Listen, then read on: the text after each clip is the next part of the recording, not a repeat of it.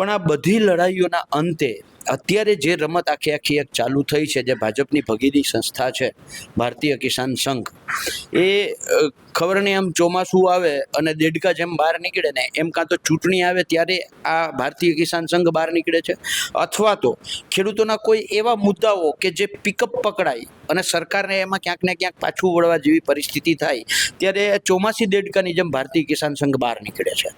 અને એ મુદ્દાને કેવી રીતે સરકાર સાથે અગાઉથી સેટલમેન્ટ હોય, બરાબર છે, અને પછી એ મુદ્દાને કેવી રીતે ડાયવર્ટ કરવો અને ખેડૂતોના રોષને કેવી રીતે શાંત કરવો, એ સિસ્ટમેટિકલી કામ કરવા માટે ભારતીય કિસાન સંઘ મેદાનમાં આવે છે.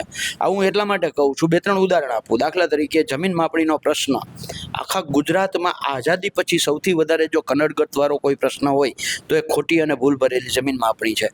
આજની તારીખમાં ભારતીય કિસાન સંઘ જમીન માપણીનો જ બોલ્યું નથી. પાક વીમાનો સૌથી મોટો પ્રશ્ન, પાક વીમા યોજના બંધ થઈ ગઈ, પાક વીમા યોજનામાં 35-40 હજાર કરોડનો ભ્રષ્ટાચાર થયો, પણ તેમ છતાંય આ ભાજપની ભગીની સંસ્થા ભારતીય કિસાન સંઘ પાક વીમા બાબતે એક શબ્દ બોલ્યું નથી. હમણાં તાજેતરની ઘટના લઈએ કે જે કમોસમી વરસાદ થયો આખા ગુજરાતમાં. ઇવન કૃષિ મંત્રીએ પોતે એક ઇન્ટરવ્યુમાં એવું કહ્યું કે મને કેટલાક વડીલો એવું કહેતા હતા કે 80 વર્ષમાં આવો કમોસમી વરસાદ નથી થયો.